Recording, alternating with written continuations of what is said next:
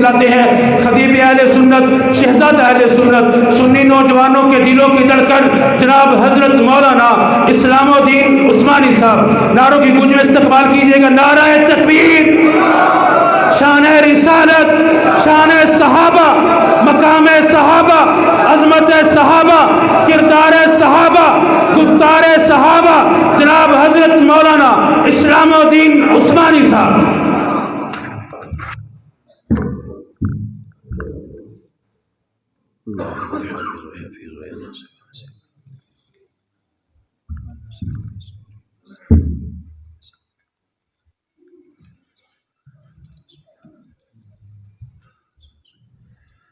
الحمدللہ الحمدللہ وحدہ والصلاة والسلام علی من لا نبی بعدہ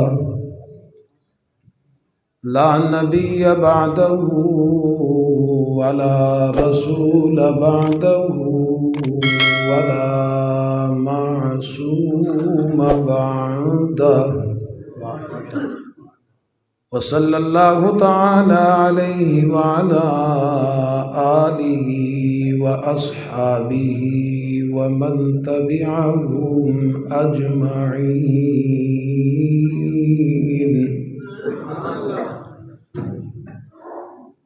اما بعد فاعوذ باللہ من الشیطان الرجیم بسم اللہ الرحمن الرحیم۔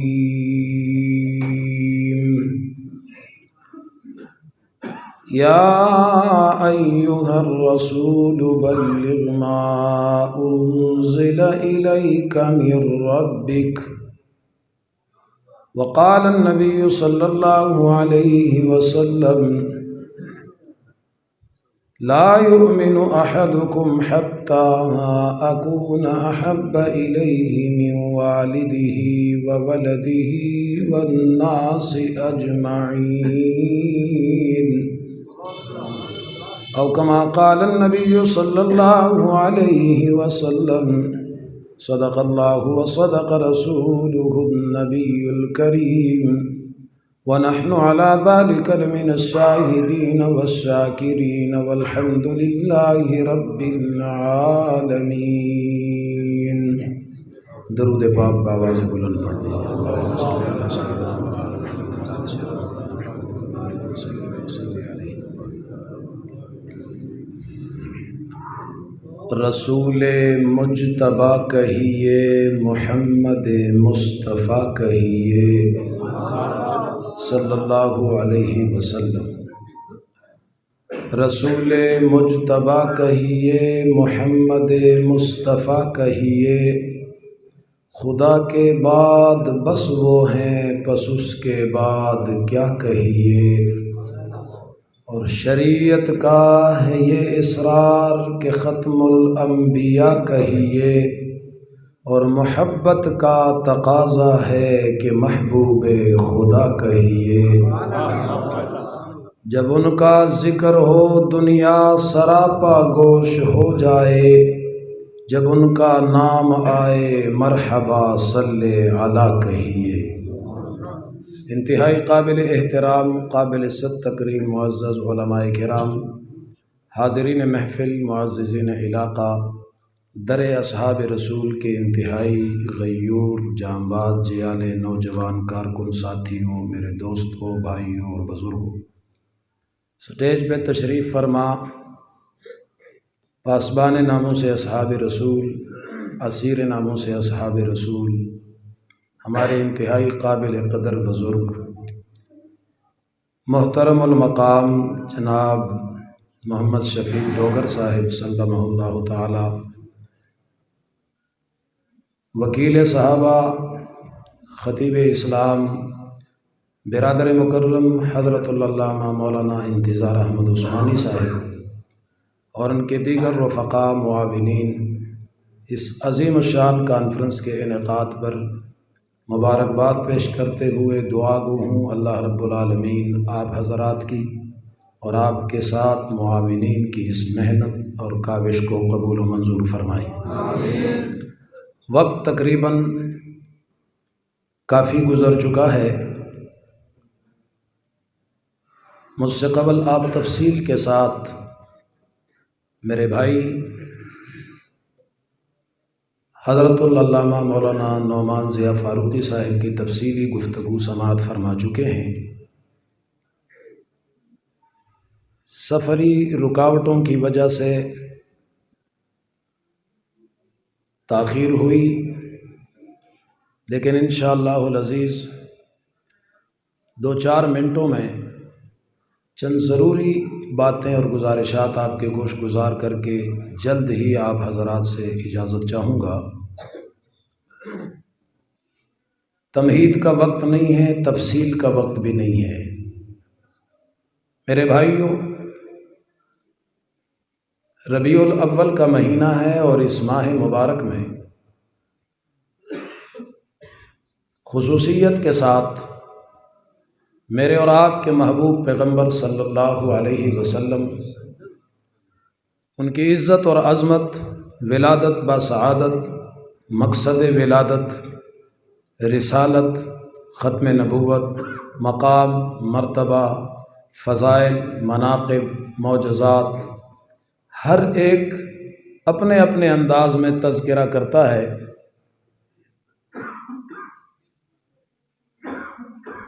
میرے بھائیوں، کائنات کے اندر جتنے انبیاء تشریف لائے، بحیثیت مسلمان ہمارا یہ عقیدہ اور نظریہ ہے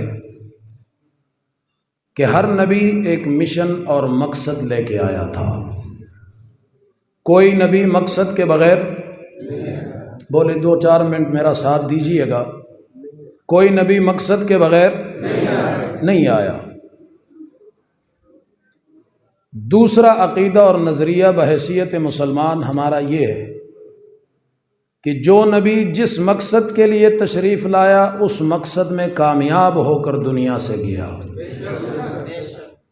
کوئی نبی تو مانتا ہے، نبی کا مقصد نہیں مانتا تو یہ بھی مسلمان نہیں رہے گا۔ کوئی یہ تو مانتا ہے، نبی کو بھی مانتا ہے، نبی کے مقصد کو بھی مانتا ہے، لیکن مقصد میں کامیاب نہیں مانتا تو یہ بھی مسلمان نہیں۔ ہم نبی کو بھی مانتے ہیں، نبی کے مقصد کو بھی مانتے ہیں اور مقصد میں کامیاب مانتے ہیں، مقصد میں کامیاب مانتے ہیں۔ تفصیل میں نے کہا جانے کی ضرورت نہیں ہے، جو ساتھیوں نے محنت کی ہے اس محنت کو مد نظر رکھتے ہوئے اپنا معافی ضمیر آپ کے سامنے رکھ رہا ہوں۔ نبی کے آنے کا مقصد کیا تھا کہ اللہ رب العالمین نے قرآن مقدس کے صفحات پر خود بیان فرمایا ہے کہ یا ایھا الرسول بلغ ما انزل الیک من ربک، جو کچھ تیرے رب نے تجھے دیا ہے یہ آگے پہنچانا ہے، یہ آگے جس مقصد کے لیے تجھے بھیجا ہے وہ مقصد آگے پہنچانا ہے، چھپانا نہیں ہے، چھپانا چھوڑو۔ آپ حضرات توجہ کیجئے، چھپانا نہیں ہے، پہنچانا ہے، بتانا ہے، سکھانا ہے، اعلان کرنا ہے، پیغام دینا ہے، نظام دینا ہے۔ کوئی بات آپ نے چھپانی نہیں ہے۔ اگر اس میں تھوڑی سی بھی سستی ہو گئی تو وَإِن لَّمْ تَفْعَلْ فَمَا بَلَّغْتَ رِسَالَتَهُ، اللہ نے تنبیہ فرمائی کہ پھر رسالت کا حق ادا نہیں ہوگا، اور ساتھ یہ بھی فرمایا بشری تقاضوں کی بنیاد پر جب چاروں طرف کفر ہی کفر ہو، حالات ایسے بنے ہوئے ہوں کہ کوئی بھی اللہ عز و جل کے سامنے سجدہ ریز ہونے والا نہ ملتا ہو، لا الہ الا اللہ کا ورد کرنے والا کوئی نہ ہو، ایسے حالات میں اللہ کی وحدانیت کا اعلان کرنا، اپنے مقصد کو آگے بیان کرنا، پیغام دینا، اللہ کی وحدانیت کا پرچار کرنا، وحدانیت خداوندی کا علم بلند کرنا، ایسے حالات میں جب کوئی ایک بھی اللہ کی وحدانیت کو ماننے والا نہ ہو، اللہ کے سامنے سجدہ کرنے والا نہ ہو، ایسے حالات میں یہ کام کرنا بہت مشکل بھی ہے، آزمائش والا بھی ہے، امتحان والا بھی ہے، مصائب اور آلام والا بھی ہے۔ ایسے حالات میں بشری تقاضوں کی بنیاد پر دل میں، دماغ میں، ذہن میں، سوچ میں، تصور میں یہ خوف پیدا ہو سکتا ہے کہ اگر ایسے حالات میں میں اللہ کی وحدانیت کا اعلان کروں گا تو جواب میں مجھے تکلیف دی جائے گی، کوئی حملہ آور حملہ بھی کر سکتا ہے، کوئی مجھے تکلیف بھی پہنچا سکتا ہے، راستے میں رکاوٹ بھی بن سکتی ہے۔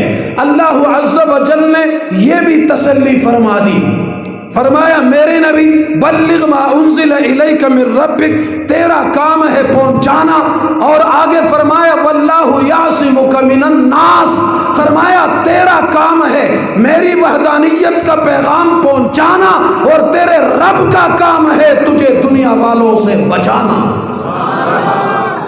اللہ عز و جل نے جو مقصد دیا، پھر نبی کریم نے اپنا مقصد پورا کیا نہیں کیا؟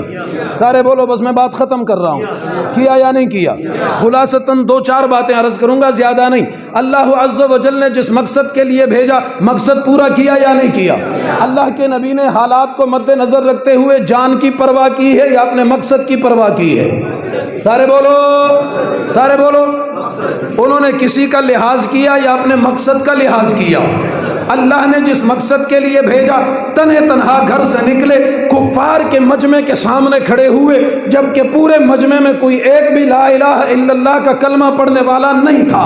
اللہ کے نبی نے بلا جھجک اللہ عز و جل کی وحدانیت کا اعلان کر دیا ہے، پیغام سنا دیا ہے۔ جواب میں پہلے دن پتھر مارے گئے ہیں، گالیاں دی گئی ہیں، توہین کی گئی ہے، گستاخی کی گئی ہے، اللہ کے نبی کو ذہنی تکلیف پہنچائی گئی ہے، لیکن اللہ کے نبی نے اپنے مقصد کا سفر روکا نہیں ہے، اپنے سفر کو روکا نہیں ہے، وہاں آگے جانے سے رکے نہیں ہیں، کسی کی پرواہ کی نہیں ہے۔ یہ آقا نبی کریم اپنی ذمہ داریاں نبھاتے ہوئے بڑھتے چلے گئے ہیں۔ ہاں جناب، جو جو حالات آئے یہ گزرتے چلے گئے ہیں۔ پھر یہ وقت بھی آیا کہ اللہ کے نبی نے جو پیغام اللہ سے لیا تھا، جس مقصد کے لیے اللہ نے بھیجا تھا، پیغمبر اسلام نے وہ مقصد پورا کر دیا ہے، اس میں کامیاب ہو گئے ہیں، دین اسلام کو غالب کر کے چھوڑا ہے، دین اسلام کا علم بلند کر کے چھوڑا ہے، اللہ کی وحدانیت کا پرچار کر کے چھوڑا ہے۔ میں آپ سے پوچھنا چاہتا ہوں کہ اللہ کے نبی نے اپنا مقصد پورا کیا یا نہیں کیا؟ کیا۔ اب آئیے ایک اور سوال پوچھتے ہیں کہ یہ مقصد آقا نبی کریم کو اللہ نے جو دیا تھا، یہ پہنچانا کہاں تک تھا؟ یہ پہنچانا، سارے بولو، یہ پہنچانا کہاں تک تھا؟ کیونکہ باقی انبیاء کے بارے میں قرآن مجید میں ذکر ملتا ہے، کوئی کسی قوم کا نبی ہے، کوئی کسی قبیلے تک کے لیے آیا ہے، کوئی کسی خاندان کے لیے آیا ہے، کوئی کسی ملک کے لیے آیا ہے، لیکن جب آقا آئے تو آپ کا مقصد کیا ہے؟ اللہ عز و جل نے فرمایا وَمَا أَرْسَلْنَاكَ إِلَّا كَافَّةً لِلنَّاسِ، میرے محبوب میں نے تجھے قوم قبیلے کے لیے نہیں بھیجا، میں نے تجھے ایک ملک کے لیے نہیں بھیجا، میں نے تجھے ایک علاقے کے لیے نہیں بھیجا، بلکہ تجھے کل کائنات کے انسانوں کے لیے بھیجا ہے۔ جتنی قومیں ہیں تمام اقوام کے لیے بھیجا ہے، تمام قبائل کے لیے بھیجا ہے، ملک کے لیے نہیں ممالک کے لیے بھیجا ہے، ایک علاقے کے لیے نہیں تمام انسانوں کے لیے بھیجا ہے۔ پھر آقا کا مقصد پورا ہو گیا، لیکن یہ بتائیں کہ آقا پھر پوری دنیا کے انسانوں تک پہنچے؟ بول نہیں رہے؟ پہنچے؟ میں نے اور آپ نے ابھی کہا اور ہمارا یہ عقیدہ ہے کہ آقا نے مقصد پورا کر دیا ہے، مقصد پورا ہو گیا ہے۔ مقصد کیا ہے؟ آقا آئے کہاں تک کے لیے؟ سارے جہاں تک کے لیے، پورے جہاں۔ تو آقا پورے جہاں میں پہنچے، 23 سالہ دور نبوت گزار کے جا رہے ہیں، لیکن عرب کے محدود علاقے میں رہے، ایک ملک کے محدود علاقے میں رہے، ایک قوم قبیلے چند قبائل میں رہے، ساری کائنات کے انسانوں تک نہیں پہنچے، تمام اقوام تک نہیں پہنچے، تمام قبائل تک نہیں پہنچے، تمام ملکوں میں نہیں گئے، تمام انسانوں کو نہیں پہنچے، لیکن آقا اللہ عز و جل نے جو مقصد دیا تھا وہ تو کل کائنات کے لیے تھا۔ ہم مانتے ہیں، نظریہ ہے، ایمان ہے، ایقان ہے کہ کہ محمد اپنے مقصد میں کامیاب ہو کر چلے گئے۔ مقصد تھا پوری کائنات تک اللہ کا پیغام پہنچا دینا، جبکہ آقا پوری کائنات تک نہیں پہنچے، مقصد پھر بھی پورا ہو گیا۔ تم بتاؤ وہ کس راستے سے پورا ہوا ہے؟ سارے بولو۔ میں نے انتہائی شارٹ کٹ سفر کیا ہے اور ذہنی انتشار کی وجہ سے میں تسلسل کے ساتھ اور ترتیب کے ساتھ گفتگو کا شاید آغاز بھی نہ کر سکا ہوں، لیکن چلیں آج تعارف صحیح، ملاقات پھر کبھی صحیح۔ اللہ عز و جل زندگی دیں، ایک مشن اور کاز کے ساتھ ہم چلنے والے لوگ ہیں، ایک کاز کے ساتھ تعلق رکھنے والے لوگ ہیں، اور اس رشتے کی بنیاد پر ملاقاتیں ہوتی رہیں گی۔ لیکن میں آپ کو بس 1 منٹ میں پیغام دے کے آپ سے اجازت چاہتا ہوں۔ آقا نبی کریم کا مقصد ہے نبوت اور رسالت کا پیغام پوری دنیا تک پہنچانا، جبکہ پوری دنیا میں نہیں پہنچے ہیں، لیکن پیغام پہنچا ہے۔ آقا نہیں پہنچے، کلمہ پہنچا ہے، آقا نہیں پہنچے، اذان پہنچی ہے، آقا نہیں پہنچے، قرآن پہنچا ہے، آقا نہیں پہنچے، نماز پہنچی ہے، آقا نہیں پہنچے، حج کا طریقہ پہنچا ہے، آقا نہیں پہنچے، حلال و حرام کا فرق پہنچا ہے، آقا نہیں پہنچے، جائز و ناجائز کا فرق پہنچا ہے، آقا نہیں پہنچے، کفر اور اسلام کی حدود پہنچی ہے، آقا نہیں پہنچے۔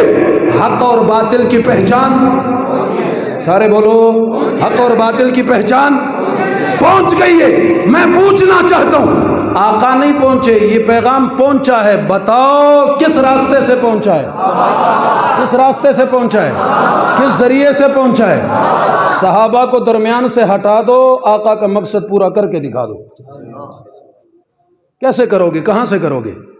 اور یہی وجہ ہے جو اصحاب رسول پہ اٹیک کرتا ہے وہ نبی کریم کے مقصد کے اوپر اٹیک کر رہا ہے۔ اگر اصحاب رسول پہ اعتماد برقرار نہ رہے تو پھر نبی کا آنے کا مقصد وہ پوری دنیا تک کس ذریعے سے پہنچاؤ گے؟ جبکہ ہماری آقا سے ملاقات کوئی نہیں، ہم خود یہ سب کچھ سیکھ کر نہیں لائے، ہمارے باپ دادا سیکھ کر نہیں لائے۔ آقا کے شاگردوں میں نہیں تھا، آپ نہیں تھے، ہمارے باپ دادا نہیں تھے، ہمارے اساتذہ نہیں تھے، لیکن آج مسجدوں میں اذانیں ہو رہی ہیں۔ بتاؤ کن کی قربانیوں سے سب کچھ پہنچا ہے؟ بول بول بلند آواز سے، کن کی قربانیوں سے؟ کن کی قربانیوں سے؟ یہ سیرت کا سب سے اہم ترین پہلو ہے۔ اگر اس پہلو کو نکالا جائے تو سیرت کا کوئی پہلو ثابت ہو ہی نہیں سکتا، کوئی پہلو ثابت ہو ہی نہیں سکتا۔ وہ صحابہ ہیں جنہوں نے آقا کا ایک ایک طریقہ پہنچایا، یہاں تک کہ آقا کے مسکرانے کا انداز بھی امت تک پہنچا دیا، یہاں تک کہ آقا کے قدم اٹھانے کا، قدم رکھنے کا طریقہ بھی پہنچا دیا، کھانے کا، پینے کا، سونے کا، جاگنے کا، چلنے کا، کھڑے ہونے کا، بیٹھنے کا، آقا نبی کریم کے بلانے کا، سلام کا، کلام کا، طعام کا، سارے طریقے امت کو منتقل ہو چکے ہیں، ایک ذریعے سے پہنچے ہیں، اس ذریعے کا نام ہے صحابہ، اس ایک راستے سے پہنچے ہیں، اس راستے کا نام ہے صحابہ۔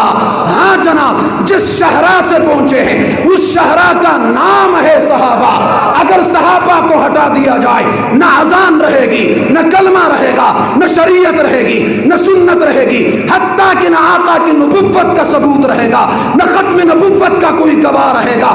آقا کے ہر طریقے کے اگر موقع کے کوئی گواہ ہیں تو صحابہ ہیں، آقا کے قیام کے گواہ ہیں تو صحابہ ہیں، رکوع کے گواہ ہیں تو صحابہ ہیں، سجدوں کے گواہ ہیں تو صحابہ ہیں، تہجد کے گواہ ہیں تو صحابہ ہیں، میدان کے گواہ ہیں تو صحابہ ہیں، مسجد کے گواہ ہیں تو صحابہ ہیں، آقا کے بولنے کے گواہ ہیں تو صحابہ ہیں، آقا کی قربانی کے گواہ ہیں تو صحابہ ہیں، نبوت و رسالت و شریعت و منقبت و عزت و عظمت کے گواہ ہیں تو صحابہ ہیں، اقوال و اعمال و افعال کے گواہ ہیں تو صحابہ ہیں، تعلیمات و ارشادات و احکامات و عبادات و عادات کے گواہ ہیں تو صحابہ ہیں۔ اگر صحابہ کو نکال دیا جائے، پیغمبر اسلام کی نبوت کا ایک جز ثابت نہیں ہو سکتا، پورا اسلام تو دور کی بات ہے۔ بات ٹھیک ہے غلط ہے؟ سارے بولو۔ تو اب اگر دین اسلام کو برقرار اور محفوظ رکھنا ہے تو اس دروازے کی چوکیداری کرنی پڑے گی۔ یہ دروازہ کسی کو توڑنے نہیں دیا جائے گا، اس دروازے کی چوکیداری پہرے داری جان نثار بننا پڑے گا، اور یہی وجہ ہے کہ ہم اصحاب رسول کی عزت اور ناموس کا پھریرا دیوانہ وار لہراتے جا رہے ہیں۔ وجہ ہے کہ اگر اصحاب رسول کا دفاع نہ کیا گیا تو نبی کریم کی زندگی کا کوئی جز محفوظ نہیں رہ سکتا، آقا نبی کریم کا کوئی بھی حکم محفوظ نہیں رہ سکتا۔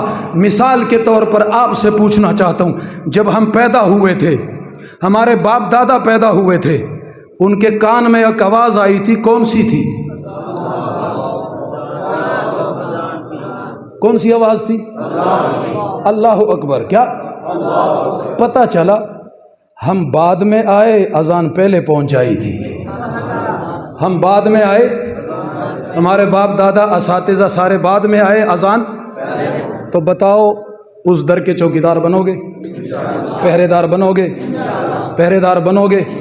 میرے لیے، ڈوگر صاحب کے لیے، کسی جماعت کے لیے، کسی پارٹی کے لیے، یا اپنے ایمان کے لیے؟ سارے بولو۔ صحابہ تمام مسلمانوں کے ایمان کا مسئلہ ہے یا نہیں ہے؟ جو اصحاب رسول پہ حملہ کرتا ہے وہ پورے اسلام پہ حملہ کر رہا ہے۔ تو اگر اسلام نہ رہے میں اور آپ مسلمان کیسے رہیں گے؟ ایمان والے کیسے رہیں گے؟ قرآن والے کیسے رہیں گے؟ اذان والے کیسے رہیں گے؟ اگر ان چیزوں کا تحفظ کرنا ہے تو پھر سیدھی سی بات ہے کہ اصحاب رسول کا غلام بننا پڑے گا، سیدھی سی بات ہے اصحاب رسول کی عزت اور ناموس کا پہرا دینا پڑے گا۔ انشاءاللہ وقت آئے گا ہم امن و امان کے ساتھ، قانون کے ساتھ چلتے ہوئے منزل کے قریب آ گئے ہیں۔ وقت آئے گا یہ قافلہ منزل پہ پہنچنے والا ہے انشاءاللہ۔ قربانیاں رنگ لانے والی ہیں انشاءاللہ۔ شہداء کا خون انشاءاللہ قانون کے دائرے میں داخل ہونے والا ہے انشاءاللہ۔ وقت آئے گا کہ ناموس اصحاب رسول کا قانون بنایا جائے گا، بنوایا جائے گا، پاس کرایا جائے گا، تحفظ دیا جائے گا، لیکن اس کے لیے قربانی کی ضرورت ہے۔ اتنی قربانیاں دی جا چکی ہیں، 14-15 ہزار چلے گئے، 15 لاکھ کی بھی ضرورت پڑی، ہم دریغ نہیں کریں گے، لیکن اصحاب رسول کا تحفظ یقینی بنوا کے چھوڑیں گے انشاءاللہ۔ اگر آپ کا عزم تازہ ہے تو میں کہوں گا کہ کچھ دیر چپ ہی رہیں، صحن چمن میں گل موسم آپ ہی کرے گا بہاروں پہ تبصرہ، کوئی سرخی نہ ملی جب کسی فسانے کو، ہمارے خون کی حاجت ہوئی زمانے کو۔ وآخر دعوانا الحمدللہ۔